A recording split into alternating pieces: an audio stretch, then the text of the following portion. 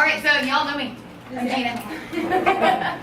I'm with Lawyers Title Company, and you know what? I get a lot of questions asked about 1031 exchange. I can't answer them because I'm not the 1031 guru. So basically, I kind of go back and forth with Steve a lot, and we communicate very well, and he's very willing to come out and educate everybody. So I've asked him to come in today with some discussion with Mike, and we think that this is going to be very educational.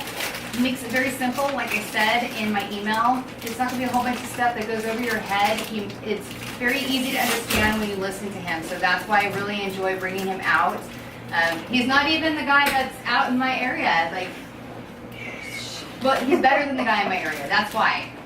So he comes a long way to come and help all of us because he's extremely knowledgeable, he's very helpful, and he's willing to earn your business. So please give him a chance. He's a great guy, and thank you for coming out to the office today. I appreciate you, even though I'm kind of like around the corner. Okay. My little weird thing. So speak down, please. Where's your office at? Anywhere. Okay. Yeah, I mean, Anywhere. it's parked in the parking lot. Yeah, no, I know we always do email anyway. I've got an office in Monrovia, an office in Newport Beach, and an office in Carlsbad. Come on. Those are our three Which southern. is your office at? I actually live in Carlsbad, Okay. but I cover pretty much all of Southern California. Nice area. He's We fantastic. do deals all over the country, so. Gina, Yes. I saw Sylvia there in Chicago and then Loisa. If I don't do it, I'll apologize in advance. No worries. Okay. No worries. I understand your laugh at some point. That's You'll okay. be all right. Awesome. So am I supposed to talk now? Is that what I'm supposed to do? Yeah. All right. Feeling a little too close? You're in the spit zone? Yeah. And thank you guys, so many of you, for coming out. I truly appreciate it that, you know, showing the effort to come in here out of your way and to want to learn about 1031 exchange. So sorry, I didn't mean to like steal that from you, but it really goes a long way. Peter, quit rolling your eyes at me. It really does. It means a lot to all of us that, you know, try to come in and help and grow our business and grow your business and, you know, try to train. So thank you for coming in. Thank you. Thank you. So Gina thought it would be a good idea to have me come and speak with you guys It's a because little the crowded, so 1031 exchange are you okay market with right is there? particularly hot right now. I mean, there's a lot of investor activity. And if you kind of think about things logically, the big reason why there's so much 1031 business is that when the real estate market crashed in 2009, 2010, 11, 12, et cetera, during those down years, there were a ton of investors that came in and bought all of those short sales, those REO properties, et cetera. And now clients are looking to sell off those properties, and guess what? They don't want to pay their taxes. So they're using 1031 exchanges to defer paying all of their taxes, preserve all the wealth that they've built up in their real estate, so that they can go out and buy bigger, better performing assets. So generally, the first thing that I talk about when I mention exchanges is the term investment. Because you'd be shocked at how many people call me up and they want to sell their house and do a 1031 exchange with it, or they want to sell their second home and exchange that. Unfortunately, 1031 exchanges are never for your clients that are selling their primary residence or a second home. This is only for truly investment, typically rental properties, but vacant land also qualifies for 1031 exchanges. So keep that in mind when your client calls you up and says, hey, can I sell my primary residence and do an exchange? And unfortunately, the answer is no. So, but the IRS, they have this term, and I'm going to use the whiteboard here quite a bit. The term that the IRS uses is the term like kind. This is something that tends to confuse the heck out of our clients. A lot of times people call me up and they say, hey Steve, I own a fourplex or I own an apartment building and I'm sick of getting phone calls at 3 in the morning if somebody's water heater is exploded. Somebody's toilet's overflowing. Somebody's got a party in one of the units and it's pissing off all of the other tenants. And they say, well, the IRS says that if I sell this property and I do an exchange, I have to go buy another property that's like kind. Okay, so most people think if I sold a fourplex, I have to go buy a fourplex. Or if I sold an apartment building, I have to go buy another apartment building. But that's actually absolutely not true. As long as it's investment real estate, the IRS doesn't care what the property type is. So you can switch property types really as much or as little as you want. So here are some examples of properties that are considered like kind to one another. Condos, single family rentals, I'm going to put plexes, duplex, triplex, fourplex, all of those are investment properties. Vacant land, that's one that I already touched on briefly. Don't sleep on vacant land. You'd be shocked at how many people talk to me and they say, hey, I bought a piece of dirt out in the middle of nowhere 25 years ago, thinking that it was going to be in the path of growth. and then eventually a developer was going to come in and buy my property and develop it, and I was going to become a millionaire overnight. But in the meantime, the town took a left turn instead of a right turn, and I've been paying property taxes on this piece of dirt forever. That's a great client to say, hey, why don't we sell your piece of vacant land and get you into some income-producing property, like a triplex or a single-family rental, etc. So you can switch these property types as much as you want. Anything commercial will also qualify. So apartments, retail shopping centers, office properties like what we're currently in, things like hotels or hospitality, industrial buildings, agricultural farmland. Actually, 1031 exchanges have their roots in farmland. Historically, these things were utilized by farmers.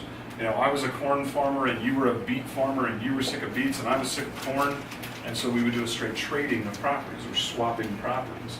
And because neither one of us put in cash in our pocket, why should we have to pay taxes? That's kind of the general sentiment behind a 1031 exchange. As long as you sell your investment real estate and you keep using that money and putting it out there in the world and putting it to good use in other investment real estate, the IRS does not tax you at that time. If anybody ever asks you for the simplest example of what a 1031 exchange is, and believe me, it's hard for even me to explain sometimes. Every now and then in the evening, I go to the bar, I pony up to the bar, I sit down, and somebody sits down next to me, and they ask me what I do for a living. Good luck trying to explain a 1031 exchange to just a random person, right? So I normally just tell them I'm in real estate, and then I kind of turn away from them, hoping they don't ask me more questions. But if you want a real simple example of what an exchange is, what I tell them is I take out a $1 bill, I hand it to them, and I say, give me 4 quarters. All you did was you changed the look and the feel of your investment. You took a paper bill and you turned it into 4 quarters. You still have a dollar, right? You just changed the look and feel of that. Now, as soon as you put any of that money in your pocket, that's when you pay your taxes. Oh, but if you guys have questions, just throw them out there to me. I'd rather keep this thing fairly interactive. Yeah. Is there a limit for an investor? Mm-hmm. And what is the time allowed for you to complete it? So is there a limit in what sense, like dollar amount? Like the number of properties that you can 1031 exchange in, let's say, in a year. So there's actually nothing in the tax code that says how many properties you can exchange in a given year. What you don't want to have happen is you don't want the IRS to think that you are what's called a dealer. Basically a dealer that's selling off inventory. So every time a company like KB Homes or DR Horton, they develop these master plan communities, those companies, when they sell off all of those single family homes to guys like us, they cannot do 1031 exchanges with them because they're considered to be a dealer that's selling off inventory. But if you're just a casual investor and you own 20 pieces of real estate, you decide that this year you want to sell 7 of them and exchange them, there's actually nothing in the tax code that says that you can't do that. Now, if you're only doing this in your course of business or trade, like if this is your whole job, is just buying real estate, fixing it up, flipping it, flips don't qualify for 1031. But if you have a normal day job, which you clearly do, and you just happen to own investment real estate, and you want to sell off 3, 4, 5 of those properties in a year, absolutely, you can go ahead and do that. Time periods, I'll go into the time periods here in just a little bit, but there are 2 pretty strict time periods that you have to stick to, and I'll map them out there for you. But you've got 45 days to identify what you want to purchase, and 180 days to actually close it. I'll go into what all that means in just a few. Yeah. Can they 1031 change it to not buy the building houses, they buy the note? No, unfortunately, no. You actually have to acquire real estate. So if you sell a piece of real property and then you go out and buy, you have to go out and buy another piece of real property. You would not be able to buy a note and foreclose on it. It's a good idea. I've had a lot of clients, particularly during the real estate downturn, a lot of our clients were selling, okay, I can sell this building for $30 million, and then what I'm going to do is go buy a bunch of notes and foreclose on those properties. Can I do that? Unfortunately, no. You actually have to sell real estate and buy real estate. Yeah. One more question. Sure. Ask as many questions as you want. Foreigner, Yeah. because usually we talk about we are not covered primary home. Mm-hmm. And primary home meaning you have to live in the house for how long, right? So when it comes to investment property, you're not supposed to occupy the property for more than 2 weeks a year for your own personal use. So sometimes vacation rentals will qualify for exchanges, and sometimes not. It just depends on how much you are using the property for your own personal So use. your definition is 2 weeks, So it's the not more than 2 weeks. The IRS's definition is you can't use it for more than 2 weeks a year Okay. or not more than 10% of the time that you rent it.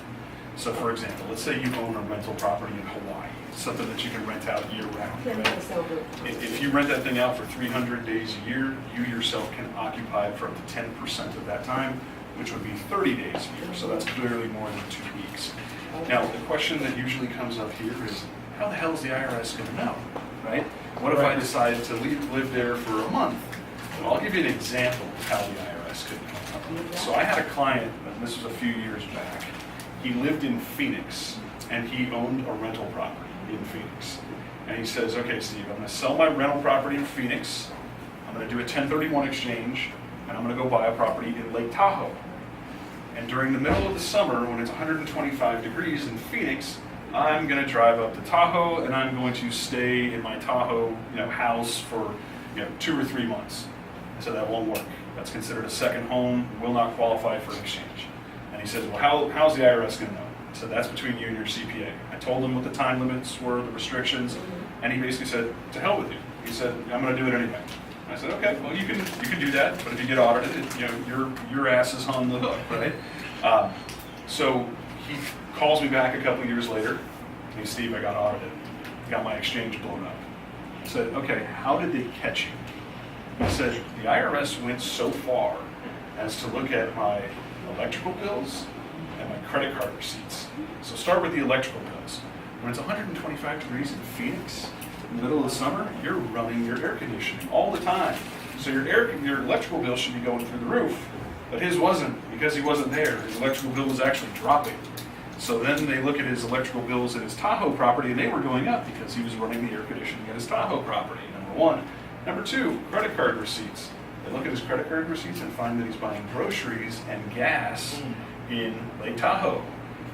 There were no credit card receipts for hotel bills or anything like that, so they put 2 and 2 together and figured out that he was actually occupying the property that he bought in his 1031 exchange, and they disallowed his exchange. So what I normally tell people about the IRS is it's not like the rest of America, where you're innocent until proven guilty. With the IRS, you are guilty until you prove yourself innocent. So we try to keep our clients on the up and up as much as absolutely possible. So if someone purchases a property through 1031 and then moves into that property instead of renting it out, what happens? If they move in immediately, you can get in big trouble. There was You actually lied to the federal government. you're defrauding the federal government and the state of California. So there was actually a court case that came out. Our general counsel sent us a court case literally last week where the Board of Equalization in California ruled against a taxpayer. This lady sold a property in Monterey, bought her, an investment property in Monterey, bought her quote-unquote dream retirement home, and basically made no effort to rent it out and moved into it like a month after she bought it. The IRS came in, audited her, found out that she was living in the property. Not only did they disallow her exchange, which means she paid federal capital gains tax and California ordinary income tax, but they found that they thought that she was defrauding the federal government. So they hit her with a penalty of $700,000. Oh my God. So try to keep things on the up and up as much as possible. Now, if you eventually want to move into your property, there is a way to do it. A lot of our clients are using what we refer to as kind of like the dream home scenario. A lot of times our clients, they're sick of owning real estate and they want to go buy their dream retirement home. I'll give you a real life scenario. I had a client, this was last year, he sold an industrial building, right? So he sells this property, it was in Orange County, he sold the property for $5 million. He says, Steve, I've always wanted to retire to Newport Beach. Okay. He said, I'm selling my industrial building for $5 million. I'm going to go buy a single family home in Newport Beach for $5 million. He rents that property for 2 years. And then after the 2 years is up, he can then move into the property, convert it into his primary residence, and that does not trigger any taxable event. So he can now use that $5 million property on the beach in Newport Beach as his retirement home. Federal and state? Federal, state, and depreciation recapture all continues to be deferred. Now, if he decides, okay, 10 years down the road, this really isn't my dream retirement home, I'm now moving to Hawaii, well, at that point, he's going to pay taxes. So once you finally sell, cash out, and pay and walk, that's when you have to pay the taxes. So So if Okay, he lives so there for the basically- rest of his life. it's beautiful. Exchange until you You die. have to rent it out 2 years, and then you can. So after renting it out for 2 years, then nothing Maybe. happens if the owner moves in Correct. and make it a family residence. Yeah, in the year 2008, I mean, I don't have much of a life, so I know these things randomly. In the year 2008, the IRS issued what's called a revenue procedure, and it was Rev Proc 2008-16. Under that revenue, what a revenue procedure is basically it's like an addendum to the tax code. Basically, the IRS noticed that a lot of people were doing this. They were selling their industrial building, buying a dream home, and eventually moving into it. Well, prior to 2008, there was no clear guidance on when you could actually move into that property. But in 2008, the IRS came out with this revenue procedure, which is basically a set of steps. And in that set of steps, they say that you have to hold the property that you buy for at least 2 years as an investment. Most CPAs that I talk to, when they say 2 years, they want a full 24 months, a full 2-year hold. And what happens instead of selling the investment, they move in to it? If they You just said. Instead of yeah, doing you're a breaking the law. 1031, Oh. not selling, and this investment has been an investment for several years, let's say 6, 8 years. Okay. And then the owner decides to move into that investment, what happens when it comes to Nothing. that? Nothing. I mean, if this is my rental property and I've owned it for the last 6 years and I decide after 6 years I just want to move into this thing, obviously not this particular building, but if this was a single family home and I decide after 6 years of renting it that I want to move into this property,